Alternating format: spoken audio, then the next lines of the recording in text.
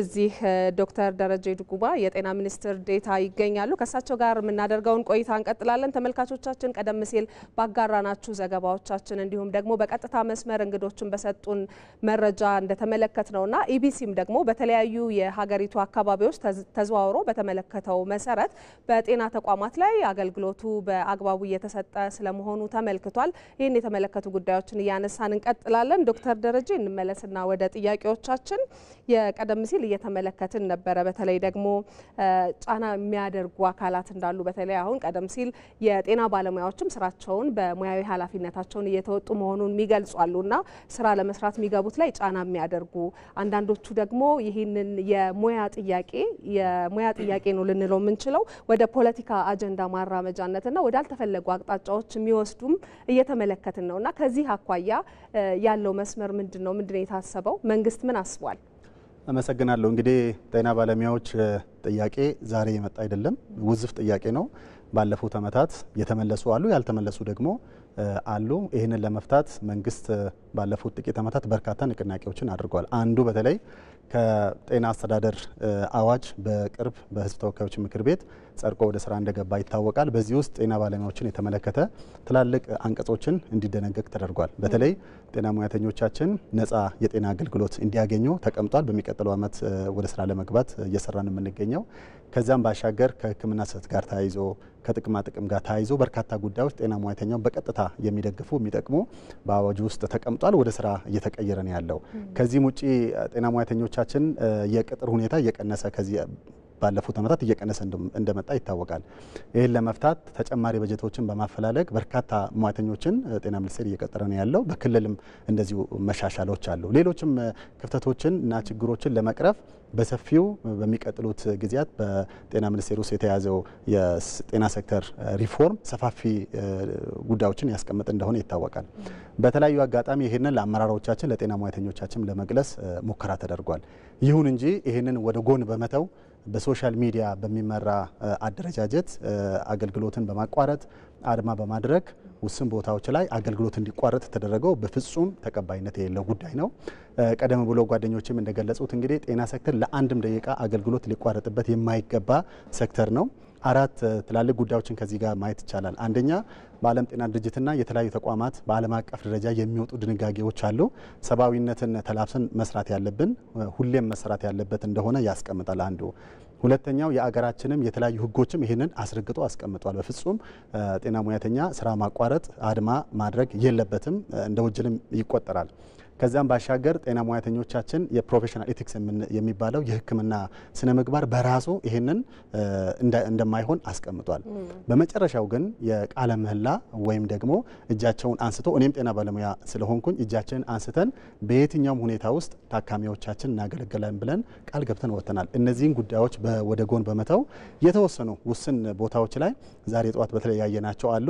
በተለይ ድንገተኛ ክፍል ላይ ታካሚዎችን ጥሎ መውጣት፣ ህጻናትን በሕክምና ላይ ያሉ ጥሎ መውጣት እንዲሁም ደግሞ ወላድ እናቶችን ጥሎ መውጣት በፍጹም የማይደረግ ይቅርታ የማይደረግም ስህተት ጭምር እንደሆነ አይተናል። ይህንን ቶሎ ከታካሚዎቻችን እና አጠቃላይ ከሆስፒታሎች ማህበረሰብ ጋር ባደረግነው ውይይት የተመለሱ አሉ። ዛሬ ከሰዓት ትክክል እንዳልሆነ አውቆ የተመለሱ ሙያተኞች አሉ። ውስን ግን አሁንም ያልተመለሱ አሉ።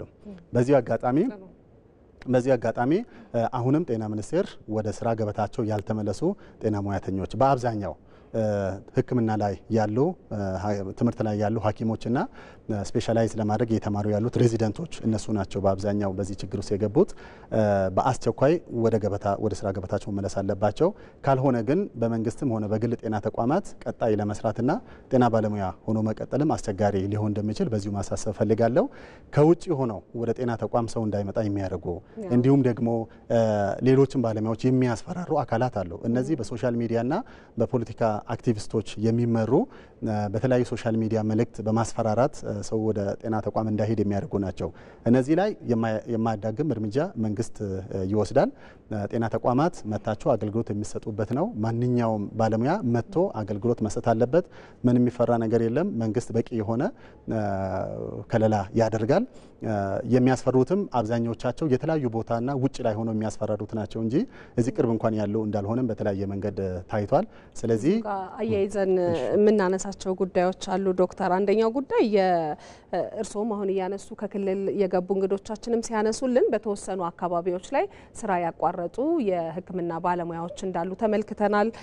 በዚህ ምክንያት የደረሰ ጉዳት ካለ እሱን እንዲነግሩን እንፈልጋለን። እንዲሁ ደግሞ አያይዘው ቀደም ሲል እርስዎ ያነሷቸው ዓለም አቀፍም የሀገር አቀፍ ሕጎችም ሙያዊ ቃል ኪዳንም ከሙያ ከሕግና ከሞራል አኳያ ያለውን ጉዳይ እናነሳለንና የሚያስከትለው ተጠያቂነት ምንድን ነው የሚሆነው የሚለውንም ጉዳይ አብረው ያንሱልን። ጥሩ ነው። እንግዲህ በተለይ ባለፉት ዛሬ ጠዋትና ትላንት አንዳንድ ውሳኔዎች ላይ በአዲስ አበባ ያሉት የፌዴራል ውሳኔዎችም ላይ ያየናቸው ጥሎ መውጣት አለ። በተለይ ወሳኝ የሚባሉ ክትትል የሚያስፈልጋቸው ክፍሎች የጨቅላ ህጻናት ክፍል፣ የህጻናት ክፍል፣ ድንገተኛ ሕክምና የሚሰጥበት ክፍል፣ ወላድ እናቶች አገልግሎት የሚያገኙበት ቦታ ላይ በርከት ያሉ በአንድ ጊዜ ይወጣሉ።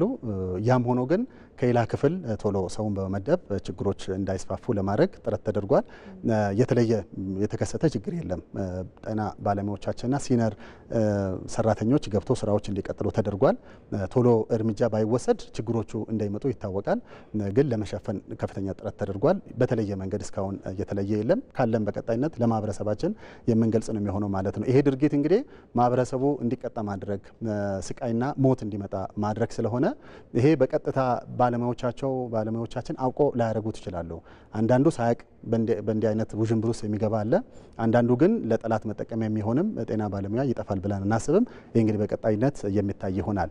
ይህንን ዝም አላልንም። አንደኛ በውይይት መፍታት ነው። በርካቶች በተለያየ መንገድ ጤና ባለሙያዎቻችንን ለማግኘት ጥረት ስለተደረገ ተመልሶ ወደ አገልግሎታቸው የተመለሱ አሉ። በተለይ በእኛ ስር ያሉት በፌዴራል ስር ያሉት ሆስፒታሎቻችን ከሰዓት ባደረግነው አሰሳ አብዛኛው ወደ ጤና ተቋም ተመልሷል። ይቅርታም ጠይቆ እንዲህ አናደርግም፣ ትክክል አይደለንም፣ ተሳስተናል፣ ስሜት ውስጥ ገብተን ነው በሚል ውጪ ባለው ስጋት ነው ያደረግነው ብሎ አምነው የገቡ አሉ።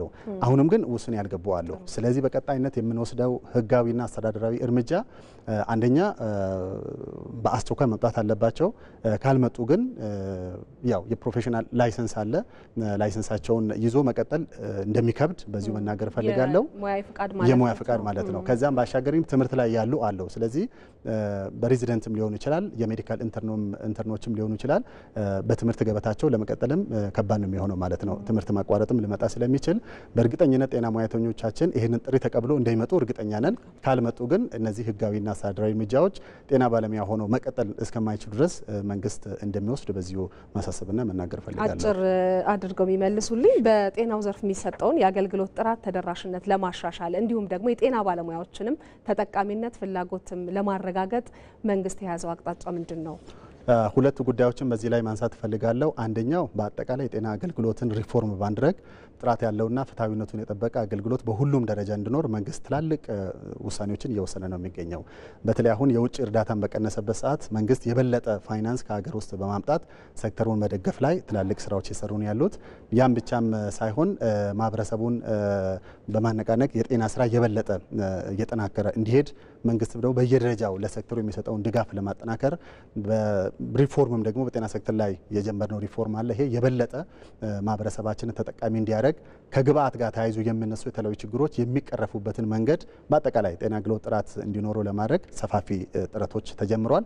በሚቀጥሉት ዓመታት እነዚህ ፍሬ እያፈሩ እንደሚሄዱ በዚሁ ማንሳት ፈልጋለሁ።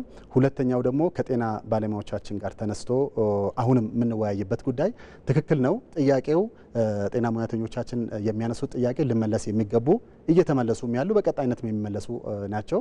እያደገች ያለች አገር ናት። ስለዚህ የመንግስትን አቅም እንዲሁም ደግሞ የሀገርን የመክፈል አቅም መሰረት ያደረገ የተለያዩ ጥቅማ ጥቅሞችና ከደሞዝ ጋር የሚያያዙ መንግስት እያደረገ ያሉ ጉዳዮች አሉ። ለምሳሌ አሁን በቅርብ ዝቅተኛ ደሞዝ ስለሚከፈላቸው መንግስት ያደረገው ማሻሻያ አለ። በቀጣይነትም ተመሳሳይ ነገሮች በመንግስት በኩል እንደሚታዩ በዚሁ መናገር እፈልጋለሁ። ከሁሉም በላይ ግን ጤና ባለሙያዎቻችን በመረጋጋት ሰከን በማለት በመደማመጥ ሁሉም ደግሞ በተለያየ መንገድ በመንቀሳቀስ ሳይሆን በማህበራቸውን በመንቀሳቀስ ከጤና ሚኒስቴር ጋር ከሚመለከታቸው በክልልም በወረዳም ካሉት የመንግስት አካላት ጋር በመነጋገር በየደረጃው የሚፈቱ ጥያቄዎች አሉ። በእቅድ ተይዞ እየተሰሩ ነው ያሉት።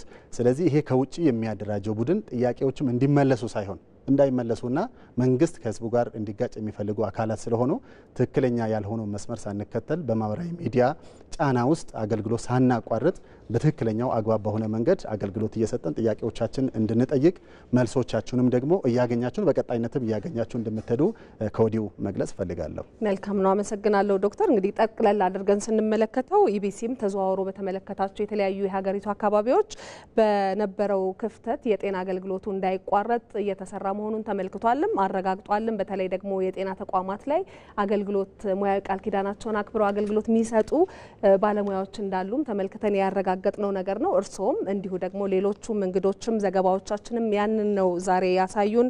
ኢቢሲ እንግዲህ በተከታታይ ደግሞ የጤናውን ሁኔታ ምን ደረጃ ላይ ይገኛል የሚለውን የተለያዩ ዘገባዎችን መስራቱን ይቀጥላል። እርሶ እዚህ ድረስ ስለመጡ ስለሰጡን ማብራሪያ እጅግ አድርገን ነው የምናመሰግነው። እኔም አመሰግናለሁ።